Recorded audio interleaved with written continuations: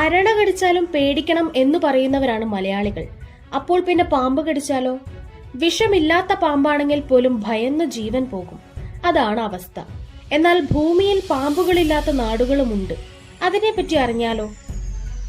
ലോകത്തെ വൻകരകളിൽ ഒന്നായ അന്റാർട്ടിക്കയിൽ പാമ്പുകളേയില്ല. പാമ്പുകൾ തണുപ്പു നിറഞ്ഞ മേഖലകൾ ഒഴിവാക്കും.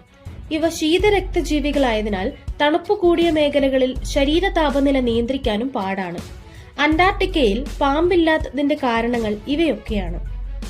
പാമ്പില്ലാത്ത മറ്റൊരു രാജ്യമാണ് അയർലൻഡ്.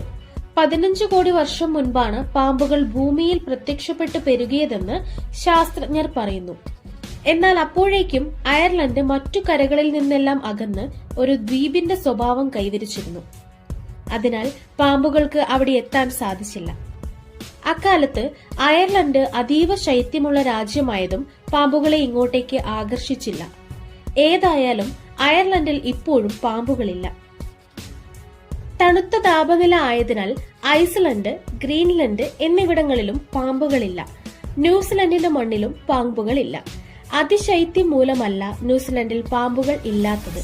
രാജ്യത്തിന്റെ ഭൂമിശാസ്ത്രപരമായ സ്ഥാനമാണ് ഇതിന് കാരണം. ഒറ്റപ്പെട്ട് കിടക്കുന്ന ഒരു പ്രദേശമായതിനാൽ പാമ്പുകൾക്ക് ഇവിടെ വളരാൻ സാധിക്കുന്നില്ല. ന്യൂസിലൻഡ് പണ്ടുമുതലേ ഇങ്ങനെ തന്നെയാണ്. അതുകൊണ്ട് തന്നെ ന്യൂസിലൻഡിൽ ശക്തമായ ബയോസെക്യൂരിറ്റി നിയമങ്ങളുണ്ട്.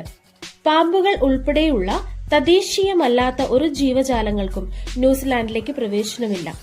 പാമ്പുകളെ വളർത്താനും ഇവിടെ അനുമതിയില്ല. കടൽ കടന്ന് പരിണാമത്തിന്റെ കാലത്ത് പാമ്പുകൾക്ക് എത്താൻ സാധിക്കാതെ പോയതാകാം ന്യൂസിലൻഡിൽ പാമ്പുകൾ ഇല്ലാത്തതിന് കാരണം. കടലാമയല്ലാതെ ഉരകവർഗ്ഗങ്ങൾ ഒട്ടുമില്ല അലാസ്കയിൽ. ഇവിടത്തെ കൊടും തണുപ്പ് പാമ്പുകൾക്ക് അനുയോജ്യമല്ല. ടൂറിസത്തിന് പേരുകേട്ട ട്രോപ്പിക്കൽ ദ്വീപാണ് ഹവായി.